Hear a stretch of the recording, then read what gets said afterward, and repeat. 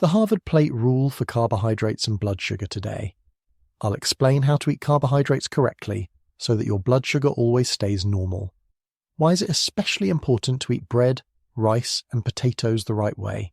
And most importantly, how can you keep them in your diet without raising your sugar level? Why carbohydrates are tricky for diabetics. When it comes to carbohydrates, every diabetic is caught between a rock and a hard place. Eating carbs raises blood sugar, and high blood sugar damages blood vessels and nerves, leading to constant leg pain, heart attacks, strokes, and vision problems. But completely avoiding carbs is also dangerous.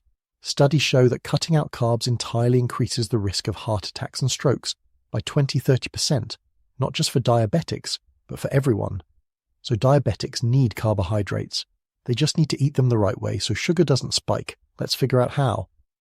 The most dangerous carb, white rice. White rice is one of the fastest absorbing carbs. It's basically the same as refined white flour. If you eat a bowl of plain white rice, your blood sugar can shoot past 11 mmol, which starts damaging your blood vessels. At first, the smallest ones, in your eyes, are affected, reducing vision.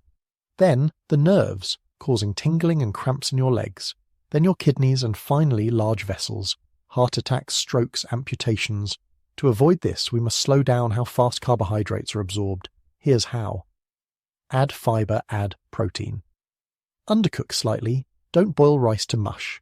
Keep it al dente so you have to chew it a bit. If you combine rice with protein, like tuna or fish, and fiber, like vegetables, peas, beans, or cucumbers, sugar absorption slows down dramatically. That's the idea behind the Harvard Plate rule. 1/4 carbohydrates, for example, rice. 1/4 protein, for example, tuna or chicken. 1/2 fiber, vegetables. Mix them together, and your sugar graph flattens out instead of spiking. Bonus tip: choose brown or black rice instead of white. Black rice, in particular, has fewer calories and much more fiber. The next villain, white bread. White bread raises blood sugar almost instantly. It starts breaking down into glucose right in your mouth. The worst habit people have is eating everything with bread. Dumplings, soup, even watermelon. That's a leftover habit from the past when food was scarce, and bread was used to fill up. Now we have the opposite problem. Too many calories. To fix this, follow one rule. Only one carbohydrate source per meal. If you're eating rice, pasta, or potatoes, skip the bread.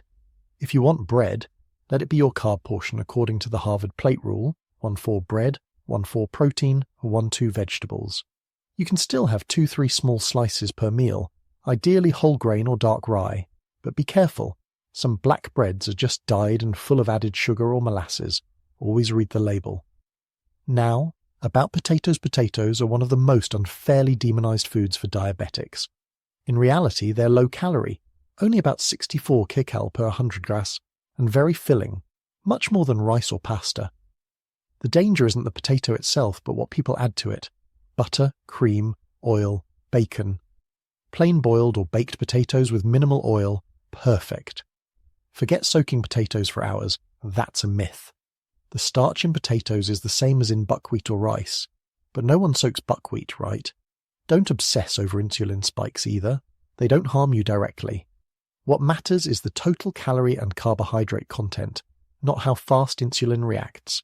And yes, potatoes do contain vitamins and minerals, fewer than buckwheat, but not zero. They're filling, satisfying, and completely fine for diabetics, if you eat them right. So for dinner, a great example is boiled potatoes, plus herring, plus sauerkraut. Simple, tasty, and blood sugar friendly. I proudly call myself a potato defender online. Someone please make me a t-shirt. Hands off the potatoes. In summary, follow the Harvard Plate rule for every meal. 1/4 carbohydrates, rice, bread, or potatoes. 1/4 protein, fish, meat, eggs, or tuna. 1/2 vegetables, fiber. Combine carbs with protein and fiber. Avoid overcooking. Don't double up on carbs. No bread with pasta, etc. Skip the added fats and creams. This way, your sugar stays stable throughout the day. If you have type 1 or type 2 diabetes, prediabetes, or insulin resistance, I've also prepared a 7-day meal plan with ready breakfasts, lunches, and dinners all balanced and calculated for you. Thanks for watching and stay healthy.